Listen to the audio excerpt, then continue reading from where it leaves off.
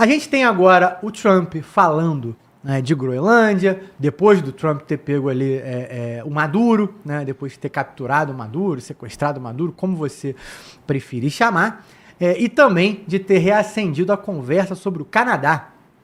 E aí no dia de hoje, exatamente, no dia 9/2/2026, o Trump repostou, porque ele havia feito isso quando estava indo para a Europa, ele repostou a foto em que a Venezuela, a Groenlândia e o Canadá eram como sendo partes dos Estados Unidos. E isso causou um pouco de tumulto, porque uma coisa foi ele ter feito isso antes de Davos, porque aquilo dava um recado para as pessoas. Agora, se você bem lembra, ele foi a Davos, conversou com muita gente e saiu de lá, tendo tido uma reunião com a OTAN, dizendo que a OTAN se comprometeu com todos aqueles pontos que ele havia pedido. Então não havia necessidade de tomar a Groenlândia militarmente, porque ele já tinha tudo que ele queria. Só que aí o mundo começa a repercutir, começa a falar que entregaram tudo, praticamente os Estados Unidos invadiu sem ter invadido, que a OTAN fez aquilo, né, só para que a Europa não ficasse desmoralizada. E aí o pessoal começou a meio que voltar atrás. Não é o que vocês estão pensando. O pessoal lá da Europa, né? Não é bem assim, não foi isso que aconteceu, só que sem esclarecer absolutamente nada. Então o Trump meio que está retomando esse papo da Groenlândia e, ao mesmo tempo, a questão do Canadá, né, e deixando claro que a Venezuela já foi, só faltam esses dois. Então vamos repercutir essa questão bastante, mas, além dessa imagem, a China se antecipou ao movimento de guerra do Trump. Contra o quê? Contra o Panamá.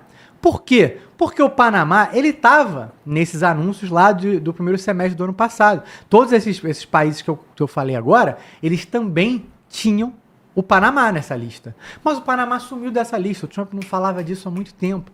Por quê? Porque depois que ele começou a tomar a questão do Maduro, a Venezuela começou a colocar porta-avião, embarcações, caças, tudo ali em volta da Venezuela, ele acabou tomando todos os espaços das Américas.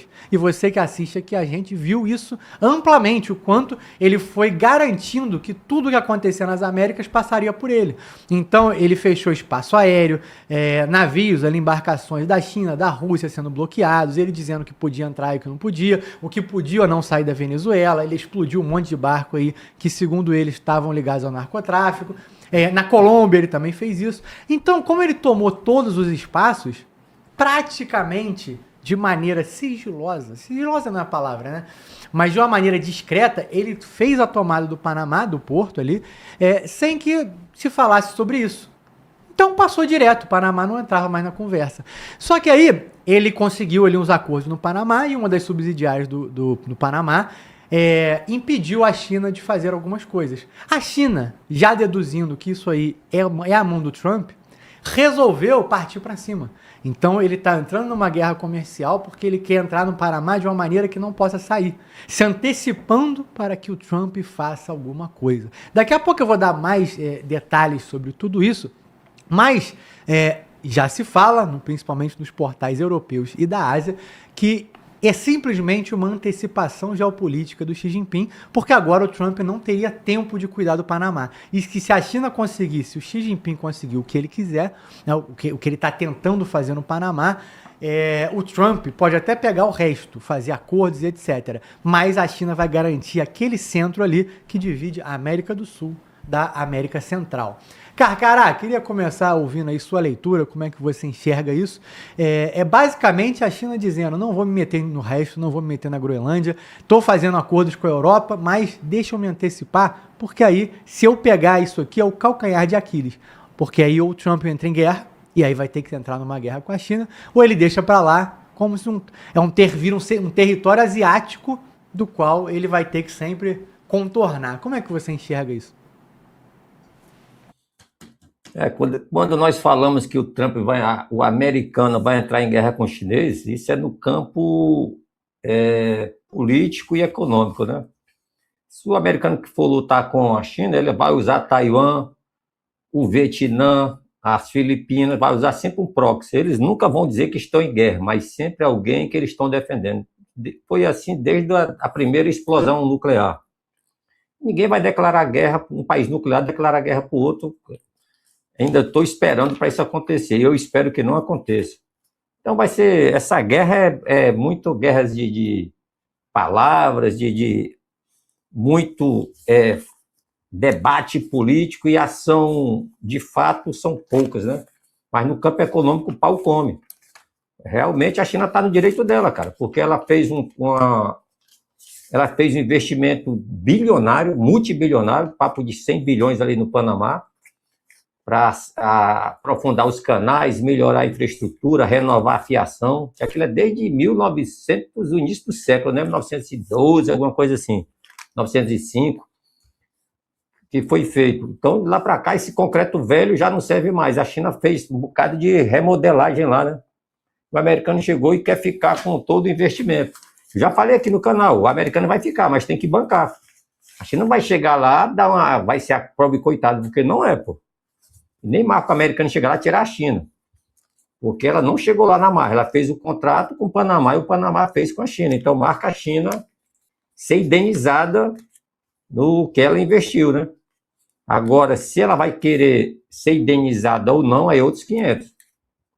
Porque assim como o Brasil, assim como os Estados Unidos consegue manobrar no canal do Panamá, a China consegue ter influência em outras passagens, gargalos, né? Gargalos do planeta. Ela influencia muito o Irã. Lá no Estreito de Malaca, a China tem uma influência muito grande, lá para o lado da Ásia, né? Perto das Filipinas ali, Singapura, Filipinas.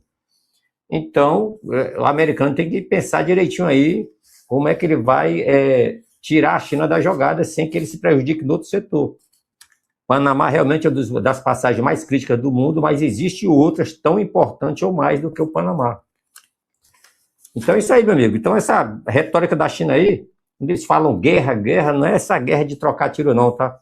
É a guerra no setor político, econômico, guerra por ideias, debate dentro da ONU, na OMC. E a China tem muito argumento e tem muitas ferramentas para revidar aquilo que é dela de fato e de direito. Ela, como eu digo, ela não tomou o Panamá. Ela chegou lá, fez um contrato e o contrato foi pago. Aí como é que vai ficar? Ela vai sair de lá sem nada porque o Trump quer? Também não é assim, né?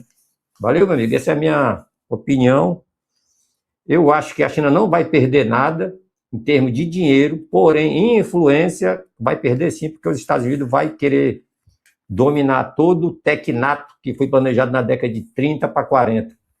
Pegando lá da Groenlândia até o Panamá, né? Aí acrescentou a Venezuela, que eu até falei isso na semana passada, e o Trump já está com esse mapa novo já com a Venezuela. Por isso que eu falo, eles assistem o Fala Glauber, eu esqueci de botar a Venezuela, tá? Agora ele já apresentou a Venezuela aí. Impressionante, tamo junto. Bom, Carcara. Júlio Roque, olha isso. O gabinete, né, lá da China, o gabinete de assuntos internacionais, que pega aquela área de Hong Kong, Macau, que faz tudo isso, deu uma declaração. Uma declaração, gente, que, vamos ser bem honestos, deixa bem claro o que está acontecendo. Porque no momento em que a Suprema Corte diz, olha só, gente, esse contrato aqui, só para vocês entenderem, dos 5 portos do Panamá, 2 são controlados por esse contrato que a China tem. E aí, quando eles anunciam isso, Júlio, eles dizem o seguinte: essa decisão é absurda e vergonhosa. Mas por que eles dizem isso, Júlio? Porque o contrato deles está ativo desde 1997. Porra! E aqui, gente, eu tô defendendo a China, não tô nem aí pra China. Nem compactuo com o regime, acho que ninguém daqui. Mas assim, tá há 30 anos. De repente, Júlio, eles se deram conta. E não, gente, isso aqui não pode não. O que os caras estão fazendo é tomar espaço da América do Sul. E aí o pessoal diz o seguinte, ó. 1,8 bilhões de dólares foram investidos pela China nessa estrutura de portos. E que o Panamá sucumbiu à pressão de países com ambições hegemônicas e que o atual governo está de joelhos. Ou seja, ele está falando dos Estados Unidos, né? E está mesmo, gente, pelo amor de Deus. Quem é o Panamá para brigar nisso daí? O Trump provavelmente... Isso só reforça, gente, o que a gente está dizendo aqui. O Trump foi para lá, fez acordo, ofereceu coisas que a gente nem sabe, que a mídia não comentou, porque passou batido. A tomada do Panamá pelo Trump aconteceu sob os nossos olhos. Ninguém está vendo. Está abaixo daquilo que a gente consegue enxergar. Júlio Roque, como é que você analisa isso? Bem, você falou muito bem sobre o contrato de 2 portos, né? Que a maioria dos portos são de controles americanos, então isso é notório. Mas 2 portos, sim, foram investidos pela China em 97. Mas estamos falando desde 1989, onde os Estados Unidos invadiu o Panamá e tirou o general Noriega de lá, transformando o Panamá em um país livre, livrando o Panamá de uma ditadura sangrenta. Então, a influência americana nesse país é desde 89, 87, né? A influência que vem com o maior número de porcentagem, vamos botar assim, de influência sobre o país, é americana, sem sombra de dúvida.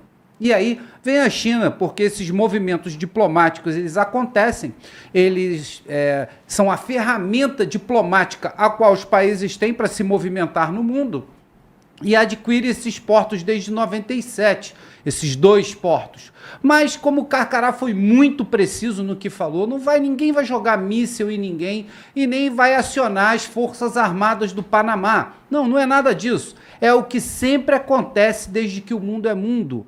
É a guerra comercial, é o controle das rotas marítimas e logísticas e a movimentação dos percursos estratégicos para as forças militares. É isso que importa. E todos os países, os grandes líderes, querem o controle desses 3 itens que eu falei. Então essa guerra, como o Carcará falou, não haverá armas. Ela é conhecida no mundo da inteligência, que a inteligência sempre é o pré-guerra, né? No mundo da inteligência é conhecido como FININT, se eu não me engano, FININT, a sigla, que vem de Financial Intelligence, que é a inteligência financeira. É saber o fluxo do dinheiro, quem tem dinheiro, quem não tem, quem faz o quê, quem investe o quê. É saber do fluxo monetário. E depois o Commercial Intelligence, que é conhecido por BI, Bravo Índia, né? A letra B e a letra I, que vem de Business Intelligence e se encaixa perfeitamente no assunto que estamos falando.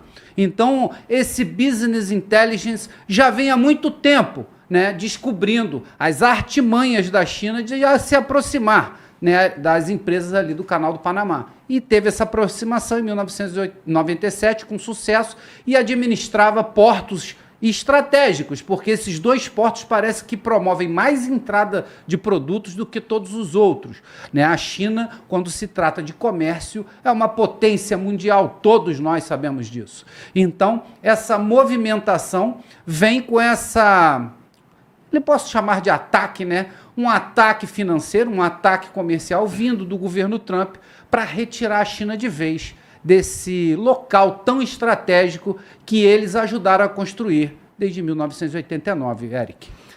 Muito bom, Júlio. Comandante Vilas Boas. Outra fala que é importante repercutir do porta-voz da China é que a comunidade, abre aspas, né, a comunidade internacional tem uma compreensão clara de quem está tentando assumir o controle do canal, no caso do Panamá, e quem está usando o nome do Estado de Direito para minar o direito internacional. O que acontece? O porta-voz está fazendo essa acusação ao Trump e chega a dizer que os países do Ocidente não estão tendo a amplitude de visão necessária para perceber o que o Trump está fazendo em vários países, porque eles estão acusando a mídia de não estar repercutindo isso. A gente, inclusive, eu faço essa acusação também, por isso que a gente está falando isso aqui, né, no Fala Glauber News. Sempre me assusta quando eu vejo algumas notícias repercutindo amplamente na geopolítica internacional e tu vê uma notinha de rodapé nos portais brasileiros. Então a gente não estava falando disso como se ninguém estivesse vendo, aparentemente não só aqui no Brasil, nos outros países da América do Sul, mas o Trump já fez muita coisa aí no Panamá e isso não virou notícia. Comandante Vilas Boas, como é que você encara essa situação? Deixa eu fazer mais um parênteses aqui.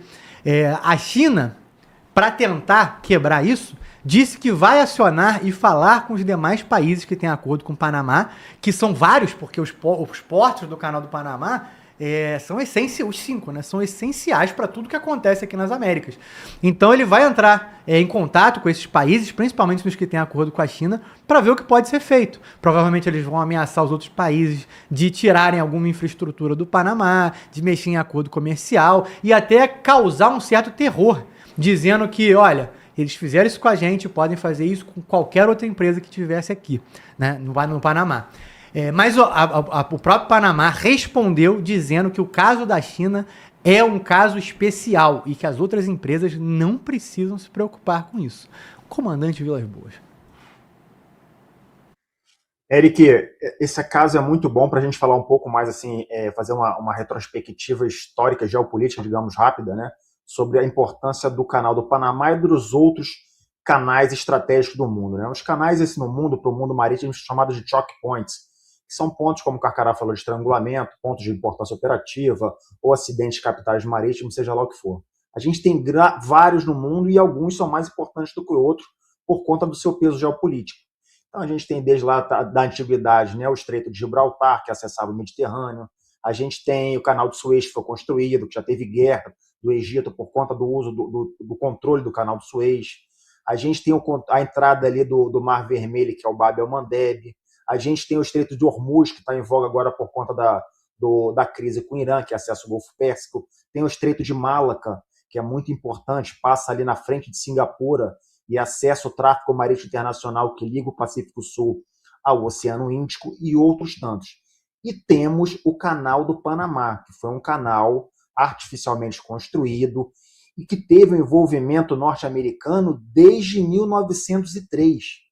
Por que 1903? Porque em 1903 os Estados Unidos patrocinou a independência do Panamá, que até então era território da Colômbia.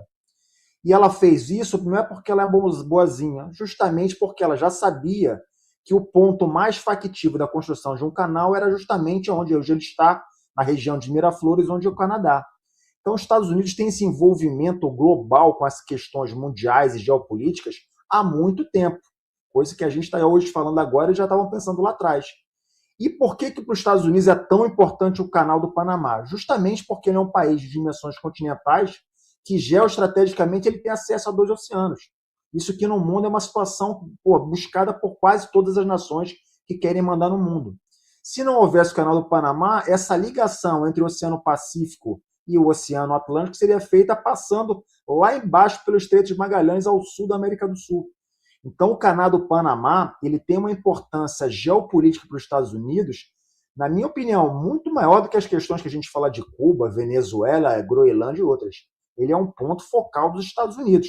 E tanto é que eles assumiram da França a construção do canal. A França foi lá iniciar a construção do canal, não teve condições para fazer aquilo, porque era um desafio absurdamente grande na época, a construção do canal. Os Estados Unidos assumiu e construiu o canal. Logo após a independência do Panamá, ele entregou a concessão do uso do canal, a troco praticamente de nada, entregou para o Panamá se usufruir dos ganhos auferidos naquele controle do canal. Por que os ganhos são auferidos? Porque qualquer navio que cruza o canal, que tem uma extensão ali de mais ou menos 40 quilômetros, ele paga uma cifra que não é pequena. E paga para quem? Para a empresa que tem a concessão. Hoje, a empresa que tem a concessão, desde que os Estados Unidos passou o controle do canal para o país Panamá, para a nação, hoje é uma empresa chamada PPC, que é uma empresa panamenha, mas que o capital dela é controlado pela empresa chinesa. Essa aí, a CK Hudson, que é essa que está na confusão toda. Eles estão lá desde 1997. Só que o contrato de vigência é de 30 anos, ou seja, ele venceria ou vencerá ano que vem. Então, a despeito da confusão toda que foi colocada, esse contrato vence muito aproximadamente agora, do ano que vem, e a China já falou, como você colocou, Eric, que vai levar a questão para a Câmara do Comércio Internacional, que vai fazer a arbitragem internacional do lado comercial dessa questão. Mas a gente tem que entender o seguinte, são os interesses geopolíticos do mundo. Estamos falando de duas grandes potências que brigam nesse mundo, que a gente vem falando aqui consecutivamente, que podem ser as duas das 3 nações que vão dominar esse mundo tripartite. Então, são grandes nações. O interesse dos Estados Unidos, no caso do presidente Donald Trump, ele se remete ao primeiro mandato, ele já tinha encrespado com essa situação lá atrás. E agora, no início, né, desse segundo mandato, já nos primeiros dias, ele já falou que ia retomar e já colocou uma pressão enorme sobre o governo do Panamá, que, obviamente, olhou para um lado, olhou para o outro, analisou o mundo e se posicionou. Então, essa conversa da China, logicamente, ela é uma questão comercial, que eles têm os seus direitos sim, porque eles têm o controle efetivo daquilo ali por contrato de concessão, mas que isso aí, para mim, não é nada frente à carga política e geopolítica que os Estados Unidos carregam nessa questão. Então, isso vai ser derrubado em questão de frangalhos. E aí vamos reportar o que aconteceu no começo desse segundo mandato Trump. Quando ele chegou, eles falou do tomar do Panamá de novo, foi um dos primeiros pontos colocados pelo Marco Rubio. E aí, logicamente, rapidamente, o Panamá se posicionou e aí começou-se uma briga comercial, né? Uma disputa, uma busca para saber quais seriam realmente as empresas que tomariam o controle do canal do Panamá, uma vez que a China, com essa empresa CK, estaria saindo da jogada, por força dos Estados Unidos. E aí se orbitou entre se falava muito na potência italiana, que é a MSC, se falou no grupo também europeu, que é o BlackRock, mas a situação não foi adiante. E aí vamos lembrar que aqui na semana passada, na semana retrasada, a gente comentou justamente sobre essa questão. Porque esses dois portos controlados pela empresa chinesa, eles são os dois portos mais importantes, porque um está na costa do Pacífico e outro está na costa do Mar do Caribe. Então, são os dois portos principais que controlam o tráfego do canal. Paralelo a isso, a questão que estava ali em banho-maria, sem nenhuma repercussão, ninguém falando muito o que estava acontecendo, veio a questão Groenlândia. E eis que, por muita coincidência do destino ou não, a empresa que está sendo ventilada com muita intensidade para assumir o controle do canal é uma empresa internacional de tráfego marítimo chamada Maersk. E essa empresa é de que país? É da Dinamarca, meus amigos. A mesma que envolve a questão dos Estados Unidos com a Groenlândia. Então, uma das hipóteses sendo aventadas nesse jogo aí de gente grande é que haveria um jogo de ganha-ganha, onde a China seria recompensada de acordo com o que deve receber nos seus canais comerciais, na arbitragem internacional. A Dinamarca ficaria muito feliz, porque o controle desses canais responde para a ordem de bilhões de dólares por ano, porque o canal do Panamá ele repercute da ordem de 5% do tráfego internacional marítimo que circula esses mares. Então você imagina a quantidade de dinheiro que acontece por conta do uso do canal. E aí os Estados Unidos ficariam felizes, porque, de acordo com a sua estratégia nacional de segurança, ela afastaria a China do seu quintal, colocaria um país, de uma empresa que é aliada sua, que é a Dinamarca, que é um país europeu, do qual ele tem muito mais vínculo do que com a China, resolveria, a princípio, a questão da Groenlândia, ou não de forma total, mas seria um grande custo para isso acontecer, porque seria uma jogada econômica muito grande, e afastaria a China dessa confusão toda. Então, a questão Panamá, resumindo, é extremamente importante geopoliticamente dos Estados Unidos. Os Estados Unidos, eu não sei como em 1997 abriram mão desse tipo de controle, o que passou na cabeça deles, mas a jogada agora é outra e as cartas estão na mesa para saber quem pode mais e quem vai gritar mais alto nessa guerra, Eric.